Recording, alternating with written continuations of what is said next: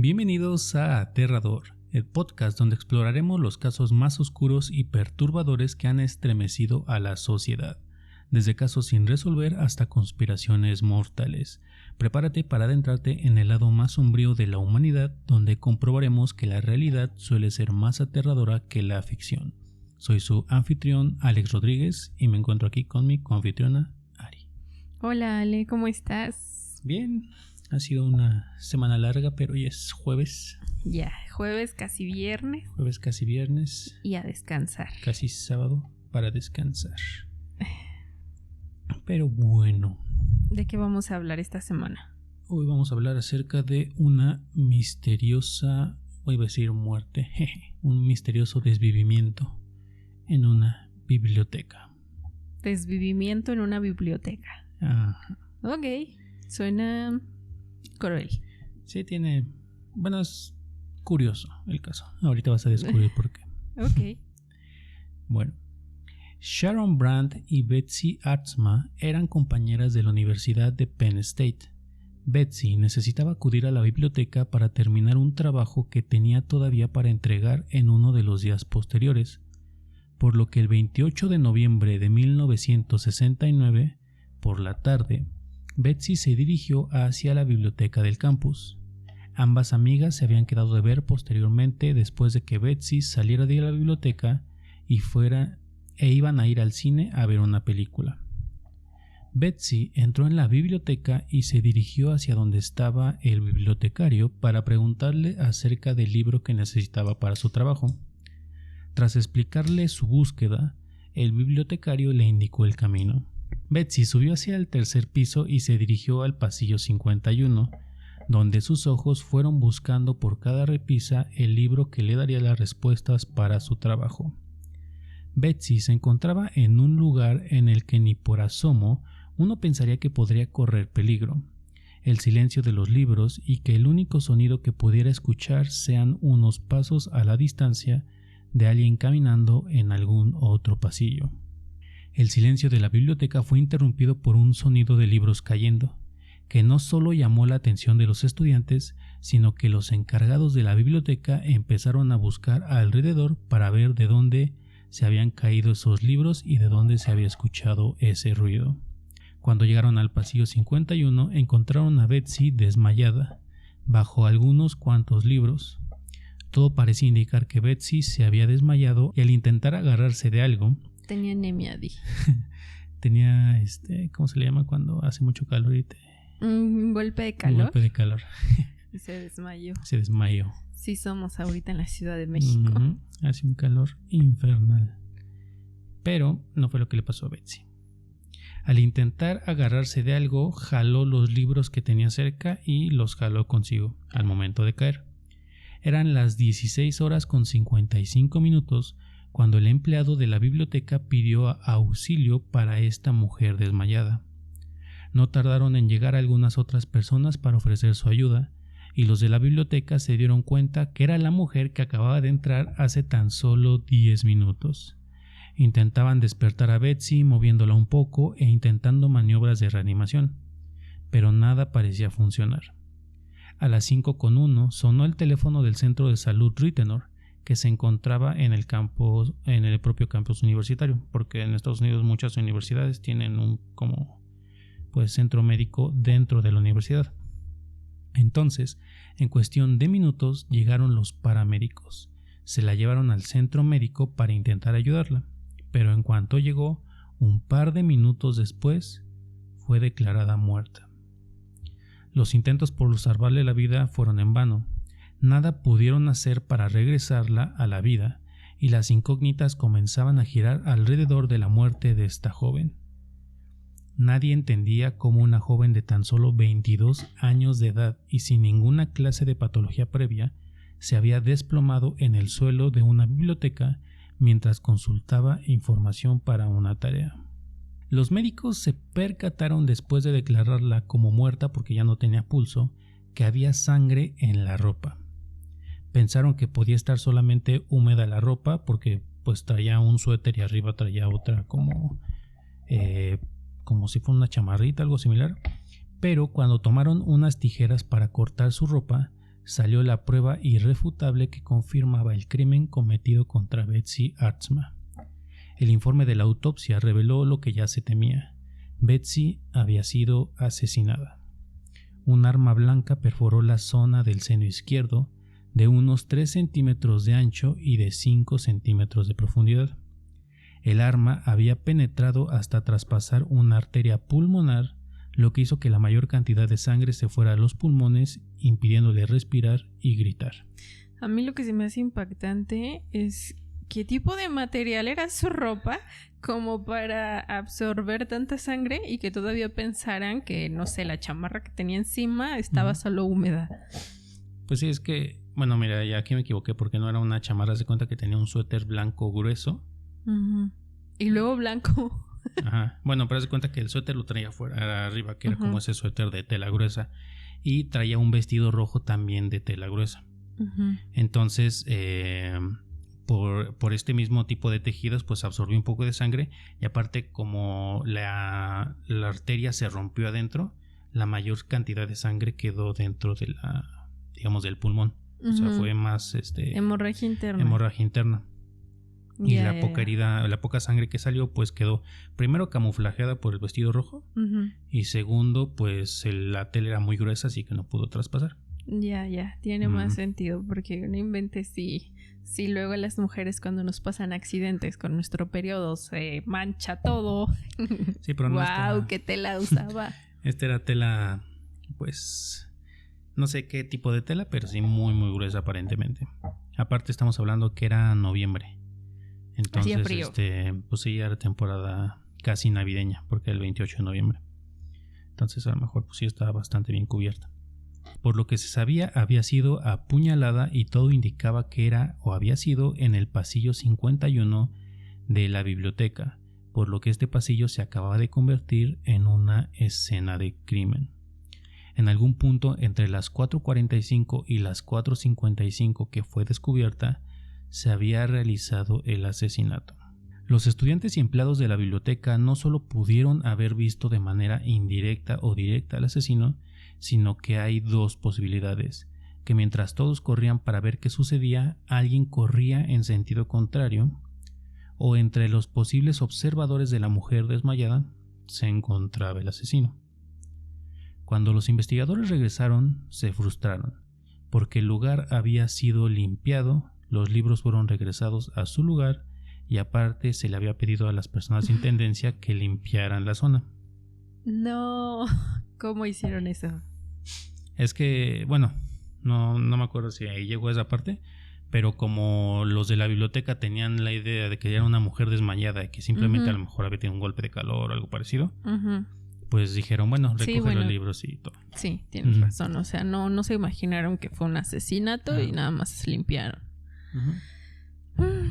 Y a todo esto, los estudiantes habían vuelto a caminar por el pasillo sin ninguna clase de restricción y algunos habían llegado incluso a tomar los libros que cayeron sobre Betsy. O al menos este era el supuesto, porque no habían limitado la zona.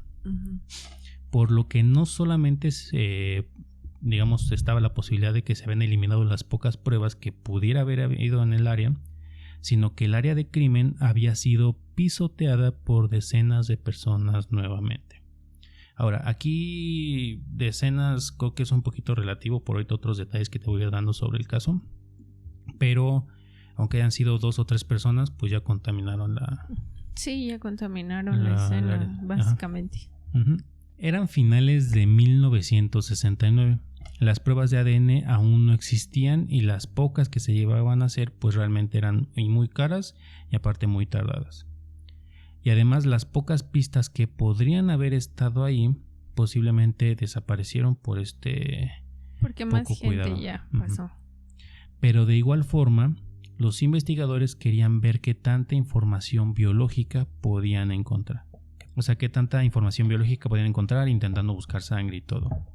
Se les ocurrió usar luz ultravioleta para detectar fluidos corporales y que esto a lo mejor pues hiciera más sencilla su búsqueda, con la finalidad de averiguar si había algún resto de sangre de Betsy que se haya quedado esparcido por el pasillo.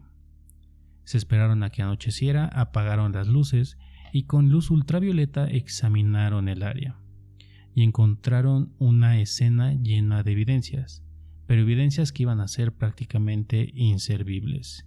Centenares de manchas de semen se revelaron con la luz ultravioleta, pero todo esto tenía una explicación. Sí, es...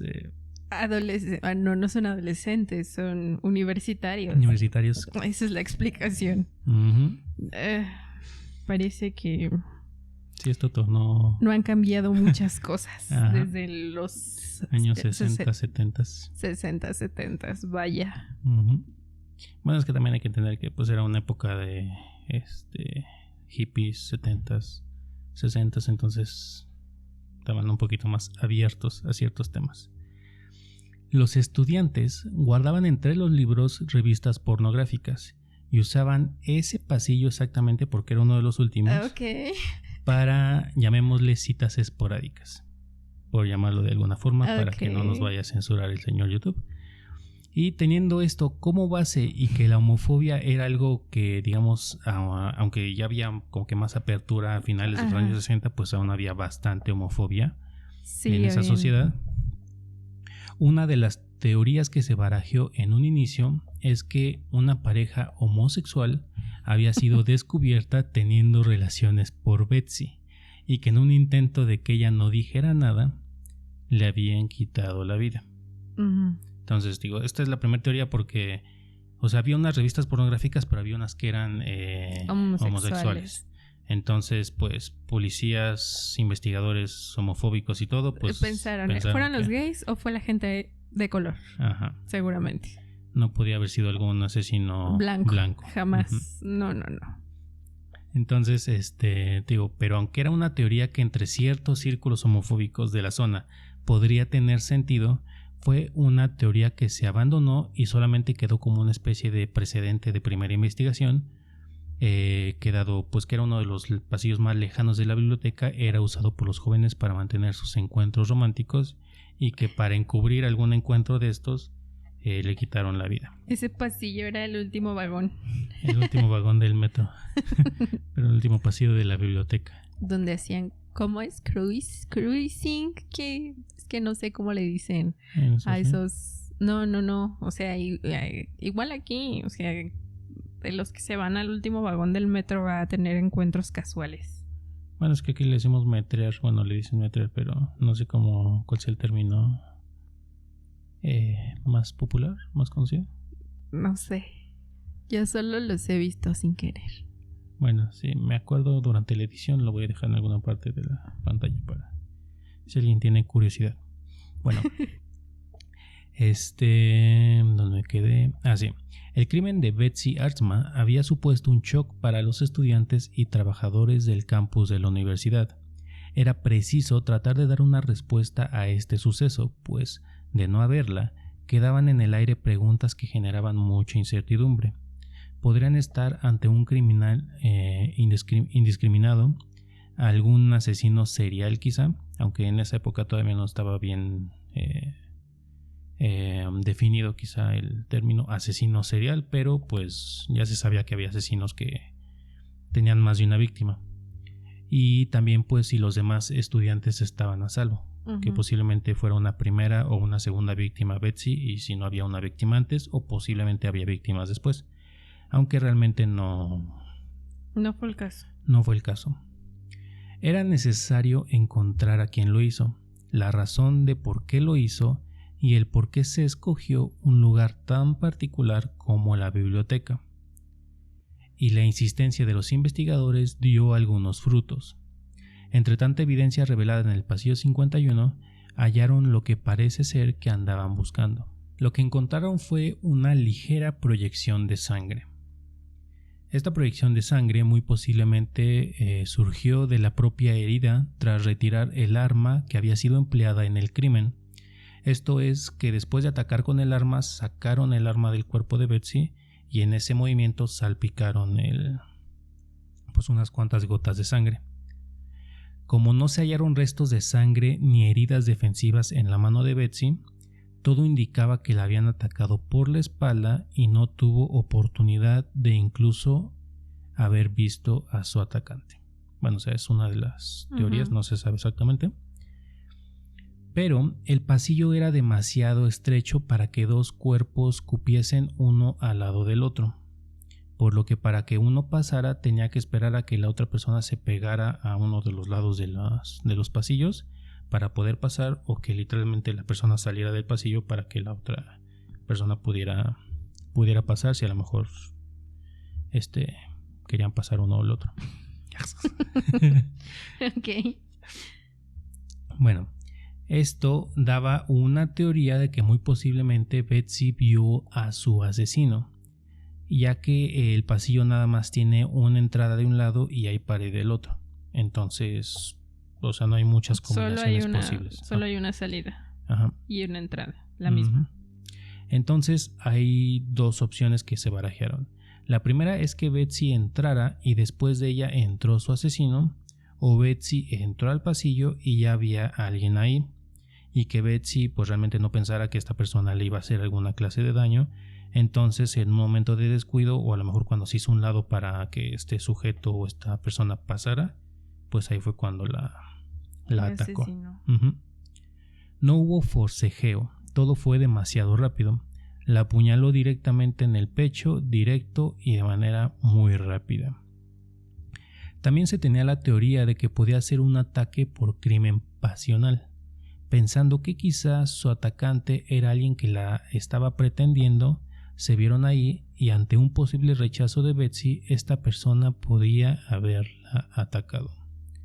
Aunque esto, digamos que lo dijeron públicamente, era que lo más probable es que fuera alguien que ya tenía intenciones de atacarla. O sea, porque, bueno, o sea, también está la otra posibilidad de que un posible interés romántico todo ya trajera un cuchillo, pero pues no llevas un cuchillo a lo mejor si no tenías intenciones de atacar a la otra persona. O sea, obviamente a lo mejor desde el punto de vista de protegerte, pues podías tener un arma, ¿no? Sí, yo tengo un mini cuchillo. Ajá. Pero digamos que ahorita ya ese tipo de comportamientos, en especial de las mujeres, de querer traer algo para protegerse, pues es como algo más más reciente. O sea, en ese tiempo no se tenía como tal esa idea de que pues las personas tenían que ir con un cuchillo, un gas pimienta o algo parecido. Entonces por eso no. Lo que se creía es que la persona que la atacó ya traía esa intención de hacerlo desde antes. No fue, digamos, algo que surgió al momento. Esto pensando que un arma de las características de la herida que tenía Betsy en esa época no era tan común de estar cargando por la gente. O sea, no ibas con un arma punzocortante de esas medidas nada más entre tus cuadernos, ¿no? Ahora, en cuanto a las evidencias, todo parecía realmente perdido, ya que los conserjes habían recibido la indicación de limpiar el pasillo. Aparte, pues la poca sangre que encontraron nada más como que les sirvió para determinar que sí la habían apuñalado ahí, pero no tenían forma de hacer una prueba de ADN realmente concluyente.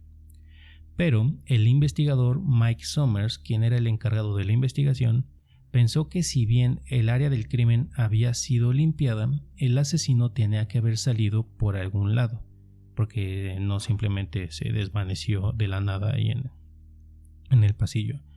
Por lo que Mike y los demás investigadores examinaron la biblioteca completa y fueron capaces de encontrar unos restos de sangre que pertenecían, ellos creen, a la víctima, en las escaleras que llevaban al nivel 3 de la biblioteca, por lo que ya tenían una teoría de la ruta de escape al menos de este criminal. Sin embargo, todavía era insuficiente la información que tenían sobre el caso. Era preciso contar con a lo mejor algunos testigos oculares que contaran lo que habían visto, y sobre todo se habían percibido algún comportamiento extraño o actitudes sospechosas por parte de alguna persona que se encontraba en el momento del asesinato. Bueno, para encontrar alguna clase de evidencia se llegaron a ofrecer hasta $25,000 a quienes pudiera ofrecer alguna clase de información o llevarles directamente hasta el asesino de Betsy. Eso es un montón de dinero para ese tiempo, ¿no? ¿La familia de Betsy era de dinero? ¿O? No realmente, pero como fue una estudiante universitaria, ¿Eso fue por parte de la escuela? No de la escuela, sino pues como que el gobierno no quería que pues dijeran, no, pues es que están matando universitarios, entonces ahí va un buen, una buena suma de dinero para que se encuentre rápido a esta persona y pues no. El gobierno de Estados Unidos. Están matando estudiantes. Vamos a ofrecer dinero para que eso no pase y evitar estos crímenes. Gobierno de México. Y ya. No voy a decir nada más. Pues sí, pequeñas diferencias.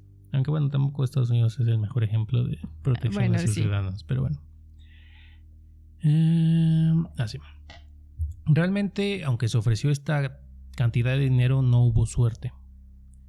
Y las comprobaciones estadísticas de unos estudios que se hicieron arrojaron que debería de haber habido unas 400 personas en promedio que entraban y salían de la biblioteca entre las 2:30 de la tarde y las 17 horas, que es el periodo en el que pues pudo haber estado el asesino allá adentro o pues esperando, o que acababa de entrar y todo, porque Betsy entró casi a las 5.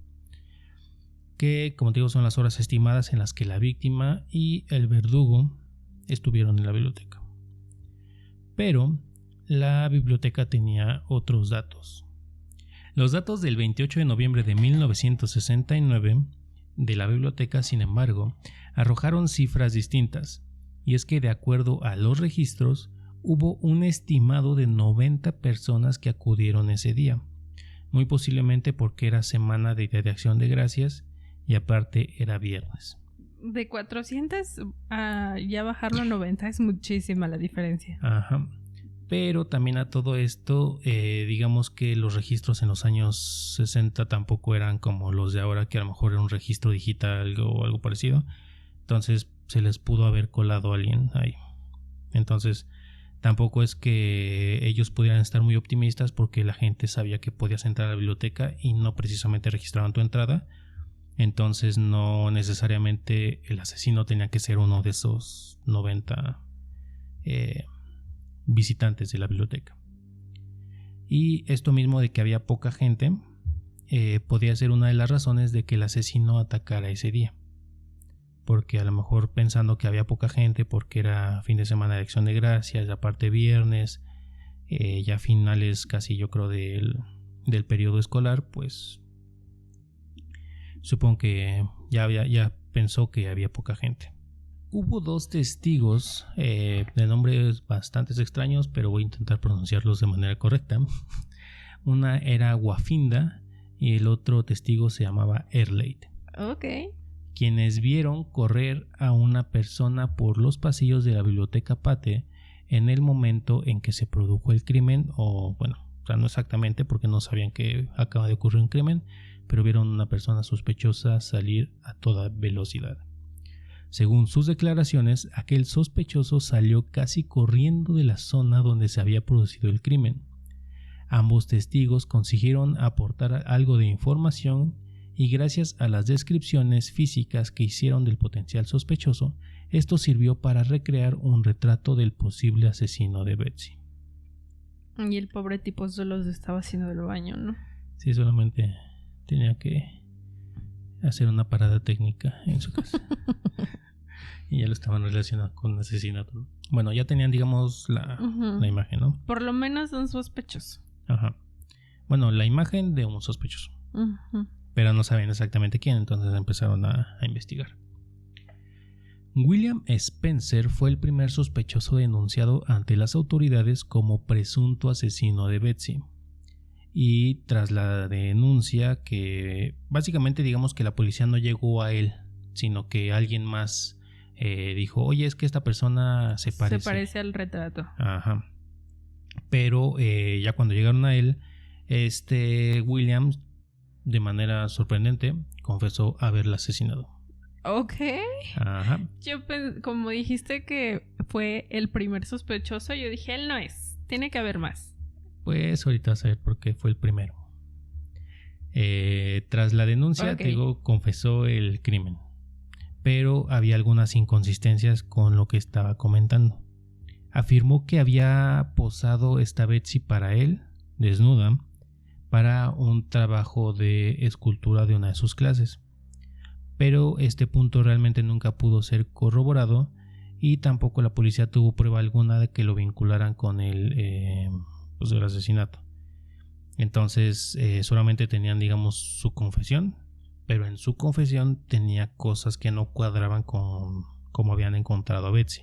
Creo que incluso mencionan en algunas páginas que encontré que dijo algo así como de, bueno, es que sí, yo le quité la vida y pues cuando le pidieron describir, digamos, dónde lo había hecho, no dio cosas específicas como que fue en el pasillo 51, sino que dijo, no, es que fue en el pasillo 27, no sé. Entonces era mucha la diferencia como para pensar que se había equivocado al momento de describir cómo había sucedido el asesinato. Uh-huh.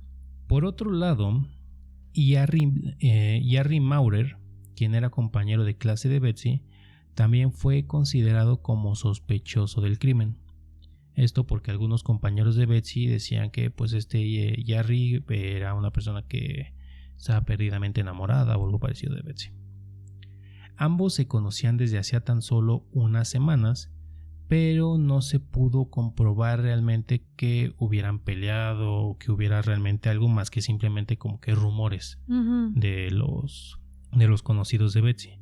Y además sus rasgos físicos eran radicalmente opuestos a los que describieron los testigos, que eran esta Waffinda y Early. ¿Por qué? Porque de acuerdo a la descripción de los testigos buscaban a alguien de cabello oscuro que usaba lentes, y Jerry era alguien que era rubio, un poco más alto de lo que lo describían, y aparte no usaba lentes.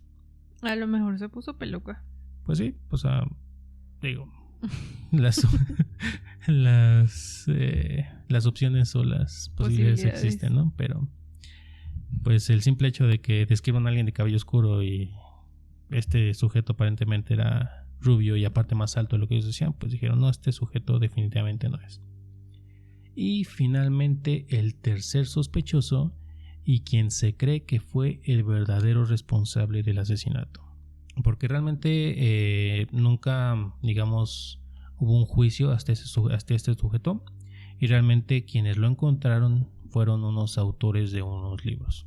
¿Por qué? Porque en Estados Unidos se da mucho el caso de que hay algún asesinato, desaparición o algo parecido, y no falta la gente que pues como que para querer esclarecer el caso empiezan a investigar de manera particular, y cuando tienen cierta información se les ocurre escribir un libro.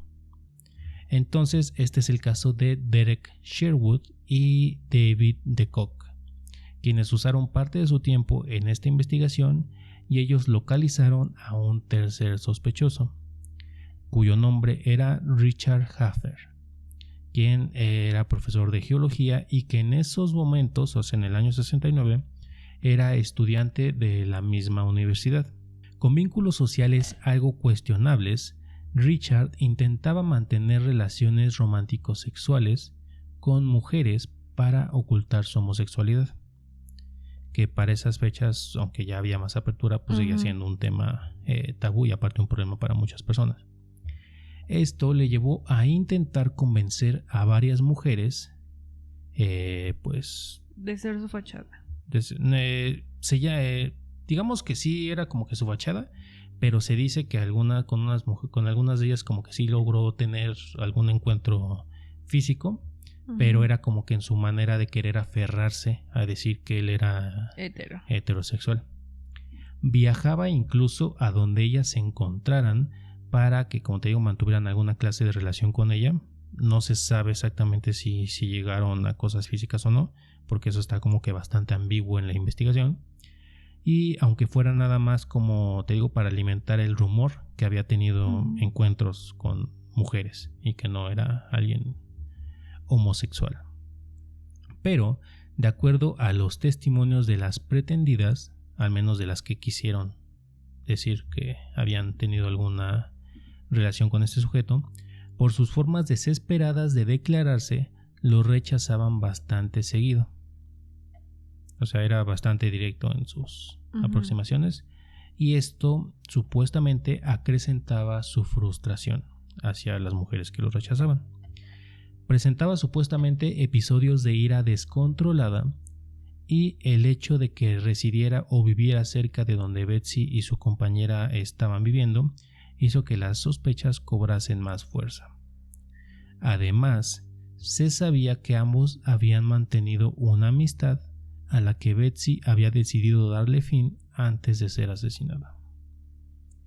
Sharon, la amiga de Betsy, la que te comentaba en un inicio, que la había acompañado a la biblioteca y que se había ido porque iban a ir al cine, dijo que Richard había ido en un par de ocasiones a la habitación de Betsy, pero que no sabía realmente nada más acerca de su relación.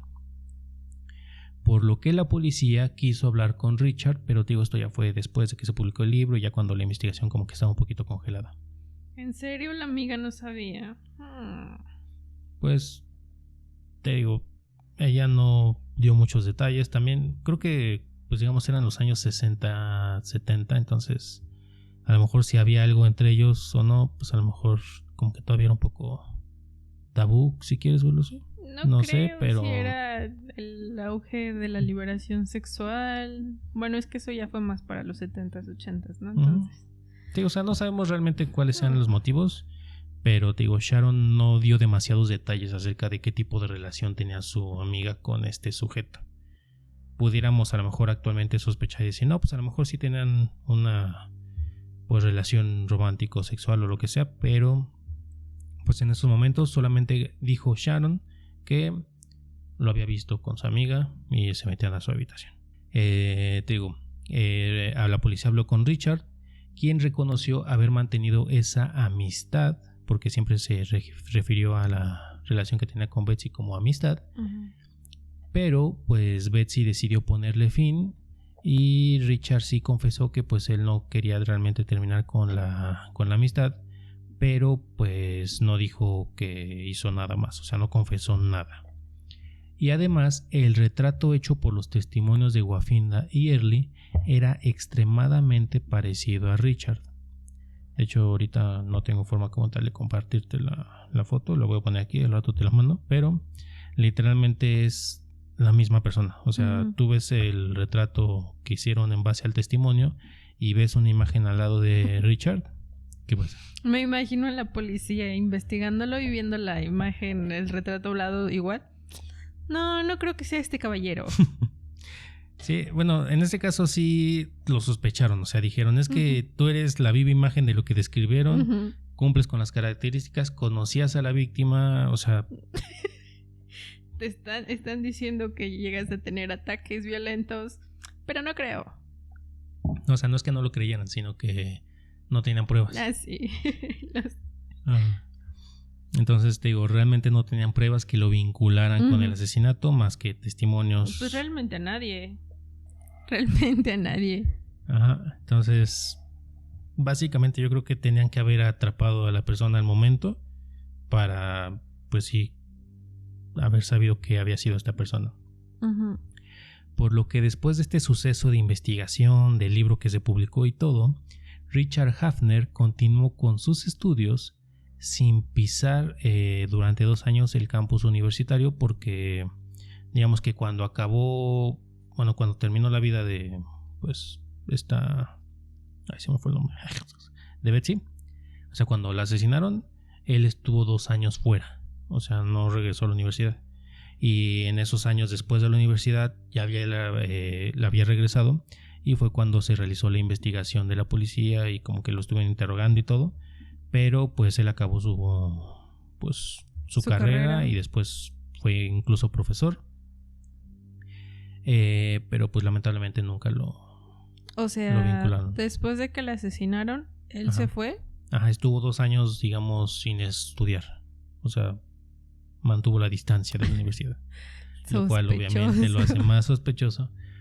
Pero pues te digo, o sea, supongo yo que a lo mejor los investigadores, bueno, a menos que hayan sido los peores investigadores del mundo, tenían sospechas de que este sujeto había sido el asesino, pero no tenían forma alguna de relacionarlo, porque incluso otro había confesado antes, y no tenían pruebas de ADN. A lo mejor si hubiera sido en una época más reciente, a lo mejor sí lo han podido vincular, pero en ese tiempo no lograron hacer nada.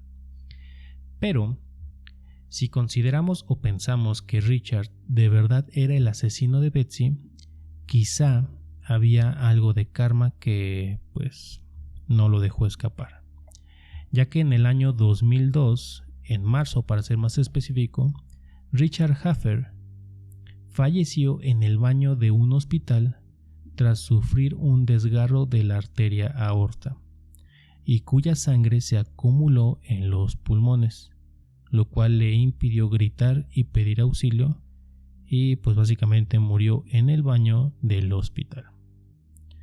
Solo, misteriosamente y de una forma muy similar a como murió Betsy.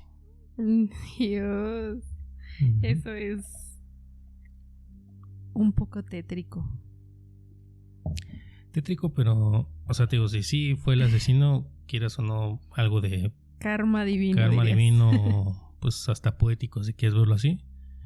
¿Por qué? Porque, pues, podríamos considerar que Betsy estuvo unos minutos desmayada. No sabemos cuánto haya podido haber sufrido, pero pues por lo que especifican, no pudo hacer ninguna clase de sonido con su voz. Y pues básicamente, aunque Richard estaba en un hospital, sufrió de una manera similar y nadie pudo realmente auxiliarlo hasta que encontraron su cuerpo y murió. Y aquí también hay otra cosa, digo, esta ya no la puse en el guión, pero Richard tenía un sobrino, y en una entrevista, creo que por el 2008-2009, el sobrino dijo que Richard en una ocasión le confesó algo a su mamá porque lo estaban acusando de acosar jovencitos o una cosa así. Y y la madre o él hicieron un comentario como de: es que me estás matando. O sea, la madre dijo que lo estaba matando como a la jovencita de hace unos años. ¿Por qué? Porque la madre, digamos que estaba sufriendo mucho, por así decirlo, porque lo estaban acusando a él de acoso a unos niños o algo así. Entonces, que supuestamente o él o la madre, creo que la madre fue la que supongo que hizo el comentario, que le estaba quitando la vida con este tipo de comportamientos, una cosa así. Como lo había hecho con aquella mujer hace muchos años. No inventes, porque es mejor que te digan asesino a que te digan que eres homosexual. Gay. Sí, de hecho, o sea, justamente digo esto, lo de la mamá y lo del sobrino, quedó como una especie de rumor, o sea, no se sabe, no se tiene comprobado. ¿Por qué? Porque esto se lo comentaron a uno de los escritores, a Derek o a David Decock, quienes escribieron este libro. Y pues también realmente no sabemos si esto tenga cierta veracidad, porque pues hay muchos autores de libros que, si bien sí investigan, hay unos que le meten ahí como de su cosecha para que la historia sea como que más jugosa, más vendible, lo que quieras. Entonces no hay forma alguna de comprobar que sí hayan pues sido informados de este comportamiento del sobrino y de la madre.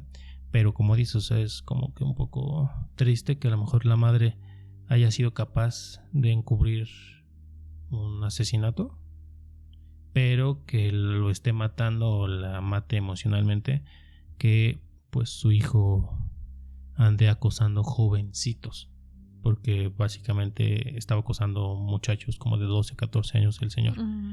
Pero seguramente si hubiera sido a mujeres, no pasa nada. No pasa nada, o sea, la madre no le hubiera dicho algo.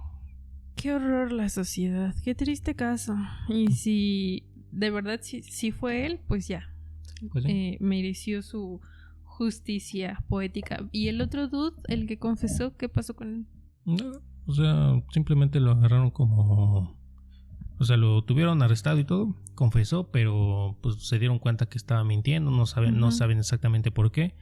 Creían que a lo mejor tiene alguna clase de obsesión con Betsy, que por eso pues, lo confesó, lo dijo, pero pues no tenía sustento ni nada. Entonces pues lo dejaron libre y veto a saber si sigue vivo, se murió o qué habrá pasado, porque pues si es el 69, tenía 22 años, entonces pues ya está bastante mayorcito. Entonces Más de años tenía? 60 años, Como, 70 años. ajá. 70 y algo, entonces quién sabe. Pero sí, o sea,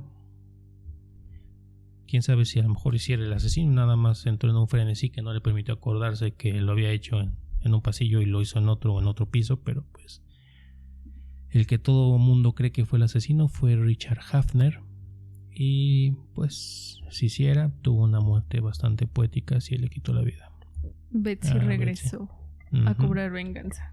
Pues sí, porque es bastante interesante que lo que sea que haya tenido Richard murió pues, de forma le similar. explotó la arteria justamente al lado del pulmón y toda la sangre se le vació al pulmón, evitando que respirara y que pidiera auxilio.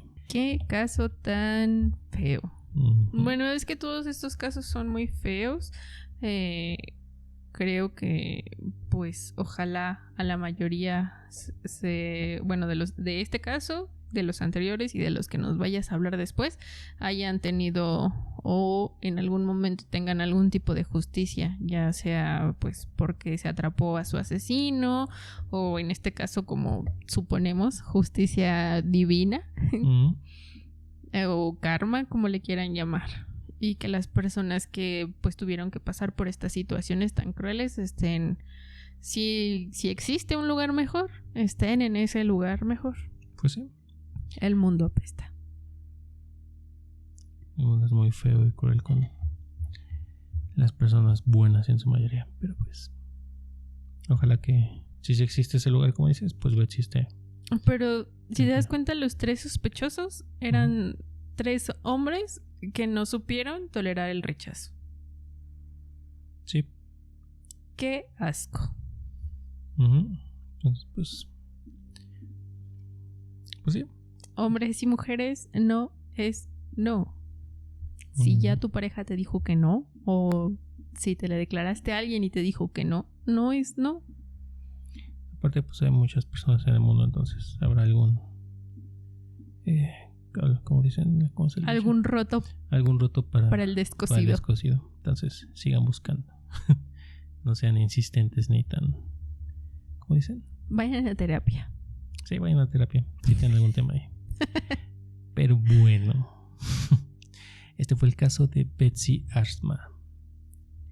Y ya para despedirnos, ya saben que pueden encontrar el contenido de Aterrador en YouTube y Facebook como Aterrador, en Instagram como Aterrador_OF y en TikTok como Aterrador con Alex Rodríguez. En estas redes sociales subimos más contenido aterrador, desde cápsulas hasta pequeñas historias. No se les olvide seguirnos y suscribirse. Nos vemos. También no decía esa parte. Es que te me quedaste viendo. Yo soy Alex Rodríguez y nos escuchamos en el siguiente caso aterrador. Adiosito. Bye. Bye bye.